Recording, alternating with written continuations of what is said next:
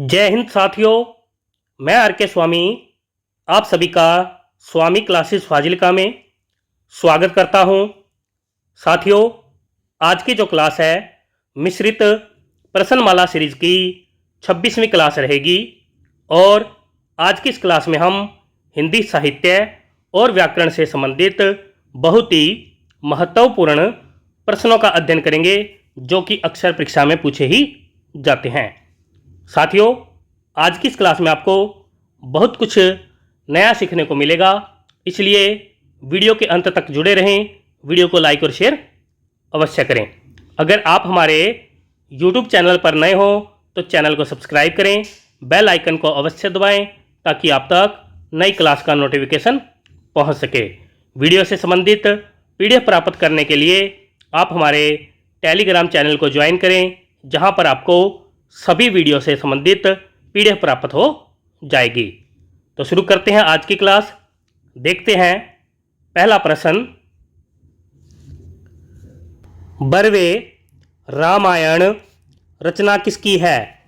ए विकल्प वे है नंददास जी, बी विकल्प वे है तुलसीदास जी, सी विकल्प वे है घनानंद जी और डी विकल्प वे है केशवदास जी।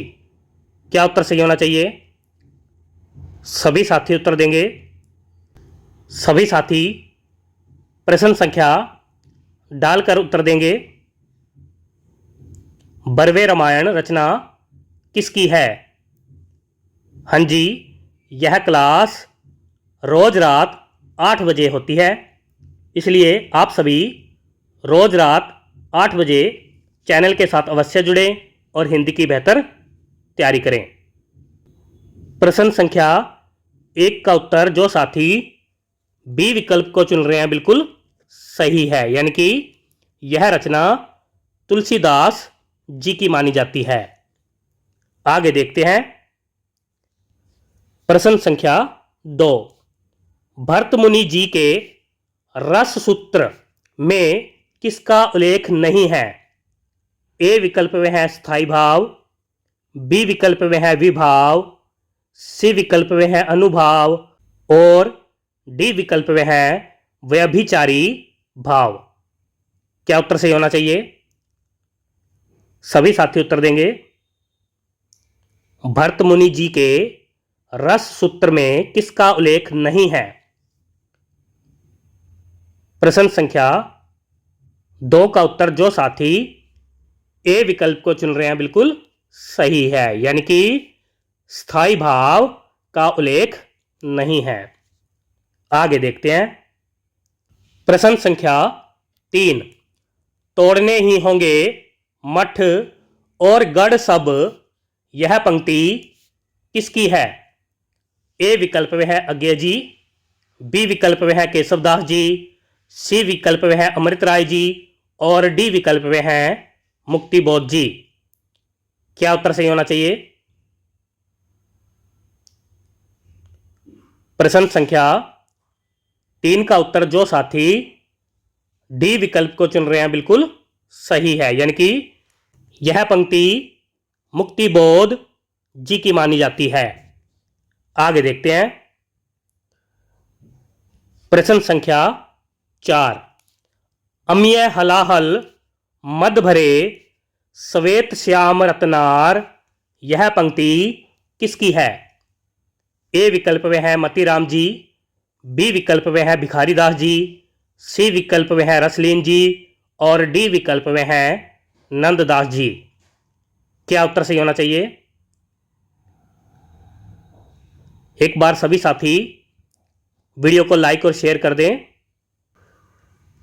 चैनल के साथ जुड़े पुराने साथियों से मेरा अनुरोध है कि आप सभी कम से कम 2 नए साथियों को चैनल के साथ अवश्य जोड़ें ताकि चैनल विकास कर सके और वह साथी भी इन क्लासों का लाभ उठा सके।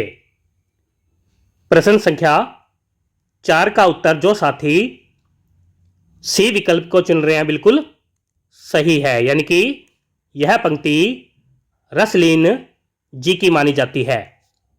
आगे देखते हैं प्रश्न संख्या 5। अष्टछाप के कवियों में प्रथम नियुक्त कीर्तनकार कवि कौन थे? ए विकल्प में है सूरदास जी, बी विकल्प में है कुंभन दास जी, सी विकल्प में है नंददास जी और डी विकल्प में है कृष्णदास जी। क्या उत्तर सही होना चाहिए?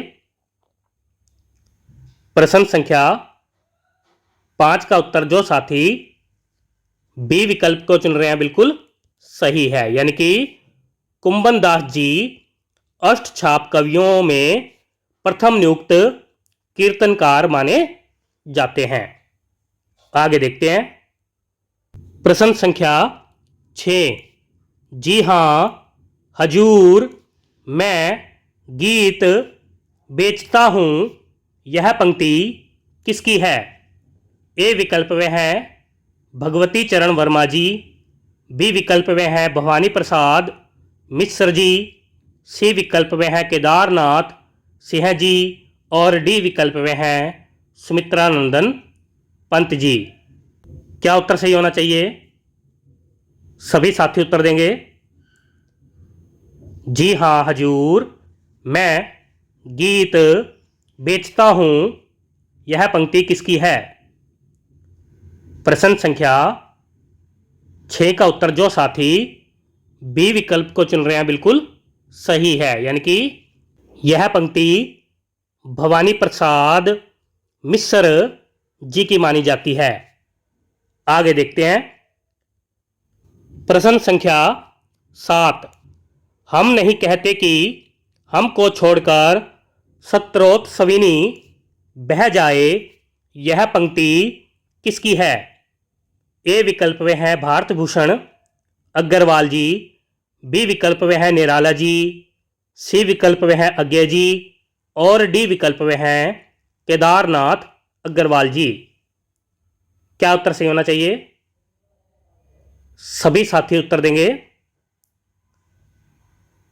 प्रश्न संख्या 7 का उत्तर जो साथी सी विकल्प को चुन रहे हैं बिल्कुल सही है, यानी कि यह पंक्ति अज्ञे जी की मानी जाती है। आगे देखते हैं प्रश्न संख्या 8। काव्य अलंकार रचना किसकी है? ए विकल्प में है भामा जी, बी विकल्प में है आनंद वर्धन जी, सी विकल्प में है मम्मट जी और डी विकल्प में है हेमचंद्र जी। क्या उत्तर सही होना चाहिए? प्रश्न संख्या 8 का उत्तर जो साथी ए विकल्प को चुन रहे हैं बिल्कुल सही है, यानी कि यह रचना भामा जी की मानी जाती है। आगे देखते हैं प्रश्न संख्या 9। काव्य प्रकाश रचना किसकी है? ए विकल्प में है कुंतक जी, बी विकल्प में है मम्मट जी, सी विकल्प में है आनंद वर्धन जी और डी विकल्प में है हेमचंद्र जी।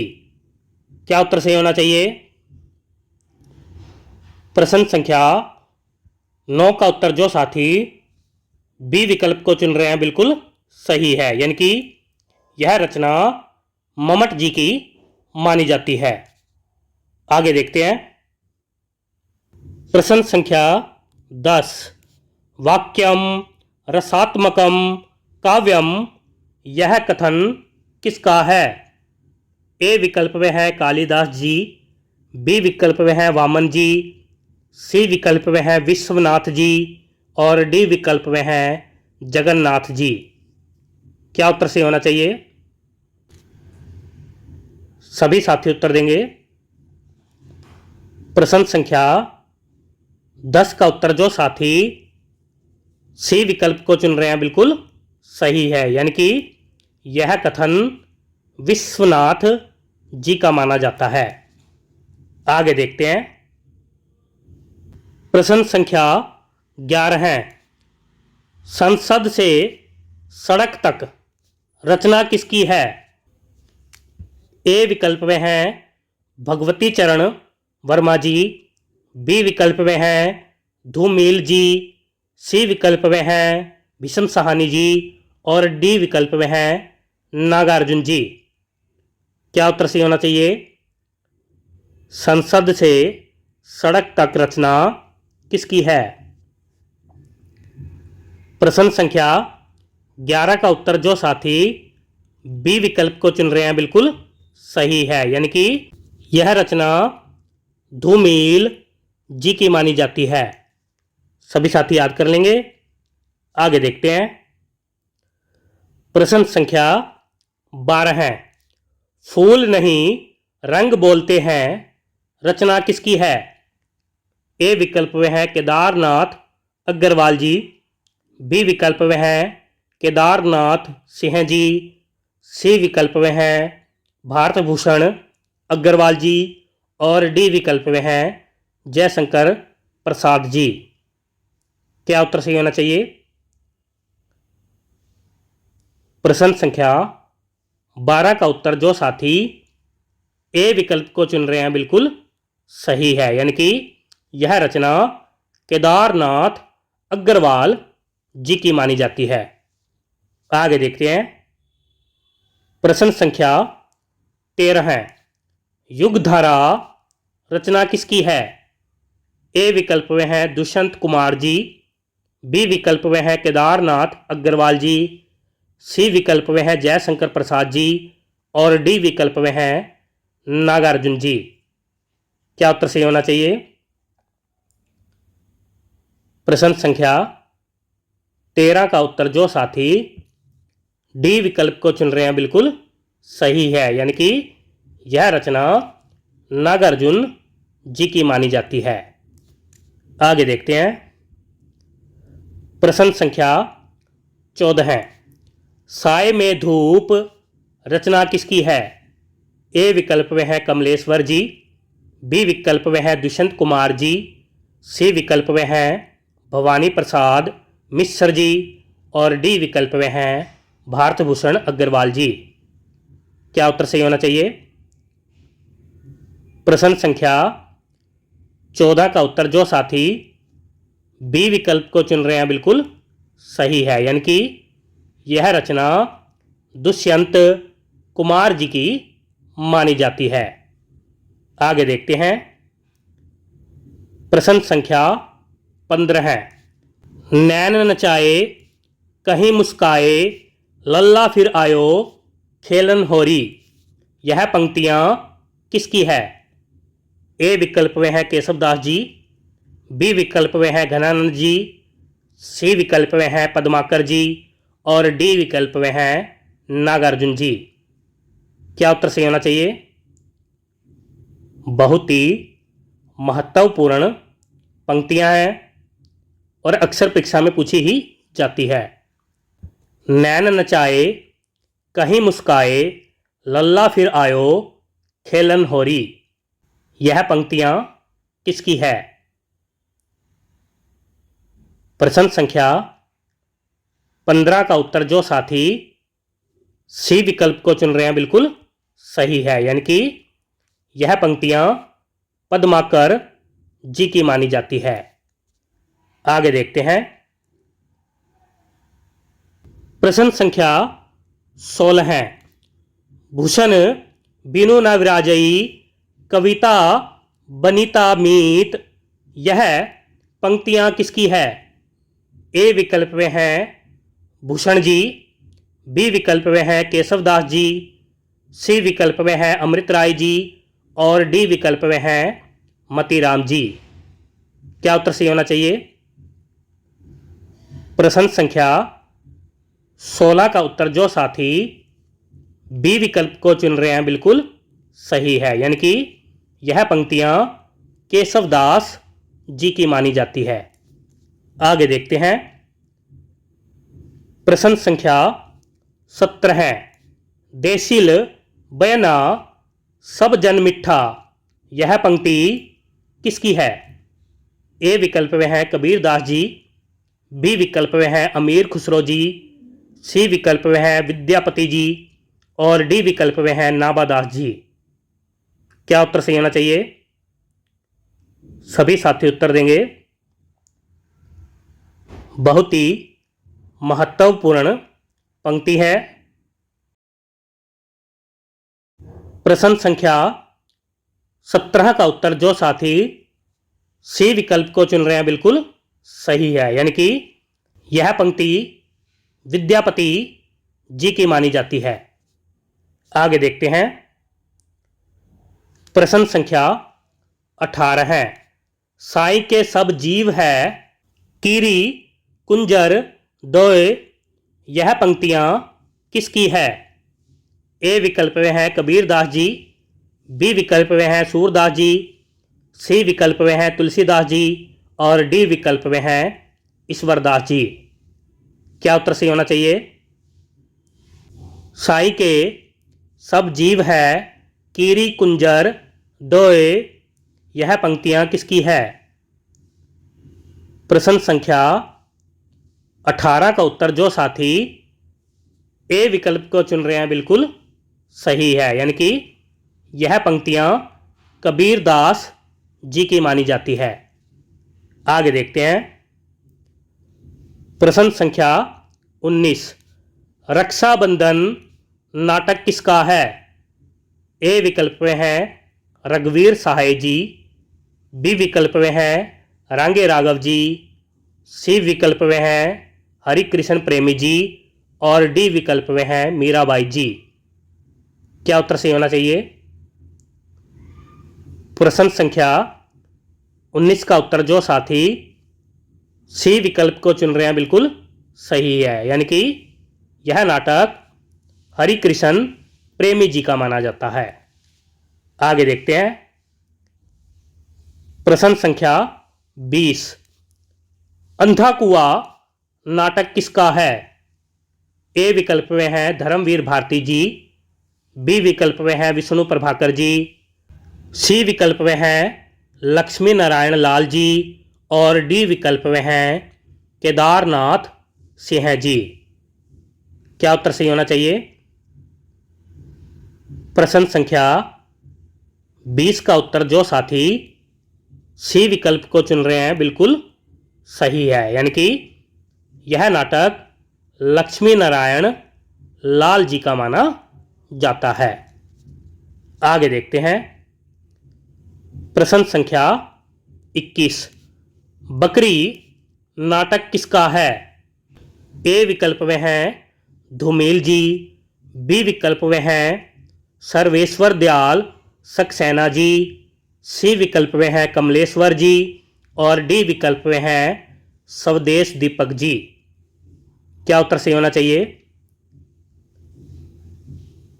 प्रश्न संख्या 21 का उत्तर जो साथी बी विकल्प को चुन रहे हैं बिल्कुल सही है, यानी कि यह नाटक सर्वेश्वर दयाल सक्सेना जी का माना जाता है। आगे देखते हैं। प्रश्न संख्या 22। लिपि चिन्हों के क्रमबद्ध समूह को क्या कहते हैं? ए विकल्प में है शब्द, बी विकल्प में है वर्णमाला, सी विकल्प में है अक्षर और डी विकल्प में है विराम चिन्ह। क्या उत्तर सही होना चाहिए? प्रश्न संख्या 22 का उत्तर जो साथी बी विकल्प को चुन रहे हैं बिल्कुल सही है, यानी कि लिपि चिन्हों के क्रमबद्ध समूह को वर्णमाला कहते हैं। आगे देखते हैं। प्रश्न संख्या 23। वागीश शब्द का सही संधि विच्छेद कौन सा है? नीचे 4 विकल्प दिए गए हैं, सही विकल्प का चयन करेंगे। ए विकल्प में है वाक धन ईश, बी विकल्प में है वाग धन ईश, सी विकल्प में है वाक धन इस और डी विकल्प में है वागी धन श। क्या उत्तर सही होना चाहिए? प्रश्न संख्या 23 का उत्तर जो साथी ए विकल्प को चुन रहे हैं बिल्कुल सही है, यानी कि वागीश शब्द का सही संधि विच्छेद है वाक धन ईश। सभी साथी याद कर लेंगे। आगे देखते हैं। प्रश्न संख्या 24 निम्नलिखित में से कौन सा शब्द वर्तनी की दृष्टि से शुद्ध है? नीचे 4 विकल्प दिए गए हैं, सभी साथी उत्तर देंगे। तदात्म्य शब्द की सही वर्तनी बतानी है। क्या उत्तर सही होना चाहिए? ए, बी, सी या फिर डी?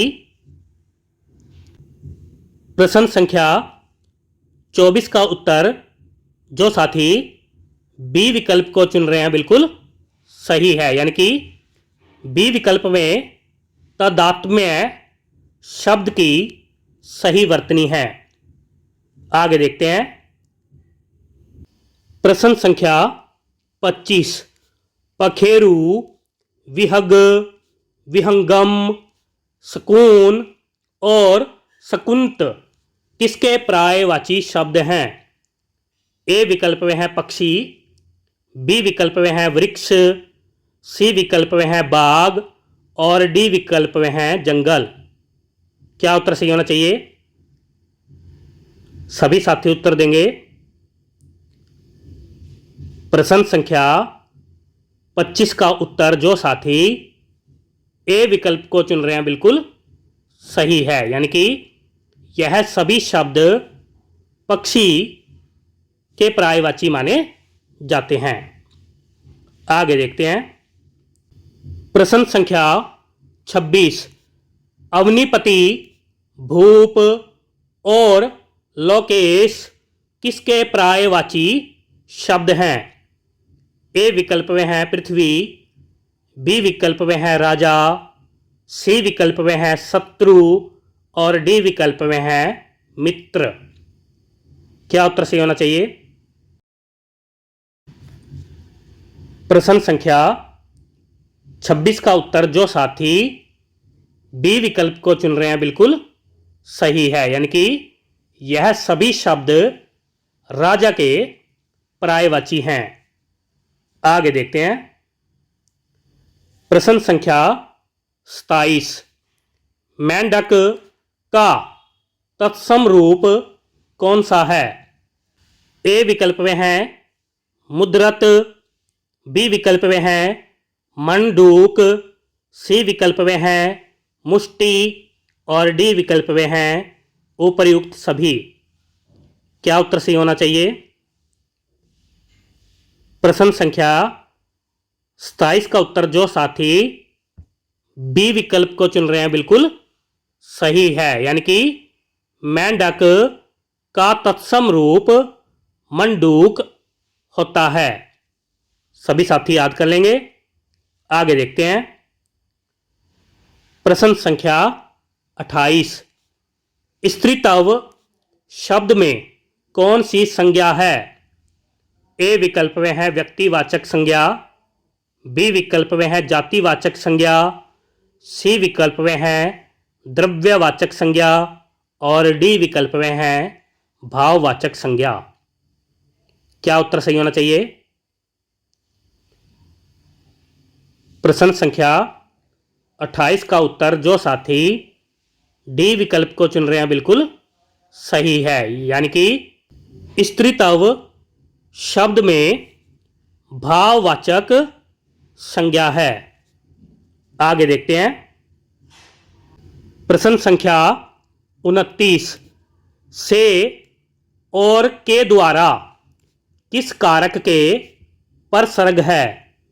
ए विकल्प में है करण कारक, बी विकल्प में है अपादान कारक, सी विकल्प में है अधिकरण कारक और डी विकल्प में है संप्रदान कारक। क्या उत्तर सही होना चाहिए? प्रश्न संख्या 29 का उत्तर जो साथी ए विकल्प को चुन रहे हैं बिल्कुल सही है, यानी कि से और के द्वारा यह दोनों परसर्ग करण कारक के हैं। सभी साथी याद कर लेंगे। आगे देखते हैं। प्रश्न संख्या 30 सर्वनाम का भेद इनमें से कौन सा नहीं है? ए विकल्प में है निजवाचक, बी विकल्प में है गुणवाचक, सी विकल्प में है प्रश्नवाचक और डी विकल्प में है पुरुषवाचक। क्या उत्तर सही होना चाहिए? सभी साथी उत्तर देंगे। प्रश्न संख्या 30 का उत्तर जो साथी बी विकल्प को चुन रहे हैं बिल्कुल सही है, यानी कि गुणवाचक सर्वनाम का भेद नहीं है। गुणवाचक विशेषण का भेद माना जाता है। सर्वनाम के भेदों की बात करें तो सर्वनाम के भेद 6 माने जाते हैं। कौन कौन से? नंबर 1 पर है पुरुषवाचक सर्वनाम, नंबर 2 पर है निश्चयवाचक सर्वनाम, नंबर 3 पर है अनिश्चयवाचक सर्वनाम, नंबर 4 पर है निजवाचक सर्वनाम, नंबर 5 पर है संबंधवाचक सर्वनाम और नंबर 6 पर है प्रश्नवाचक सर्वनाम। सभी साथी याद कर लेंगे। प्रिय साथियों, ये थे आज के बेहतरीन 30 प्रश्न जो कि अक्सर परीक्षा में पूछे ही जाते हैं। आशा करता हूँ आज की इस क्लास में आपको बहुत कुछ नया सीखने को मिला होगा। इसी प्रकार से निरंतर अध्ययन करने के लिए चैनल को सब्सक्राइब करें, बेल आइकन को अवश्य दबाएं ताकि आप तक नई क्लास का नोटिफिकेशन पहुंच सके। वीडियो को लाइक और शेयर अवश्य करें। अगर आपने हमारी अभी तक पहली वाली क्लासें नहीं देखी है तो आप प्ले लिस्ट में जाकर उन क्लासों को अवश्य देखें और हिंदी की बेहतर तैयारी करें। तो मिलते हैं अगली क्लास में कल रात 8 बजे। तब तक के लिए जय हिंद।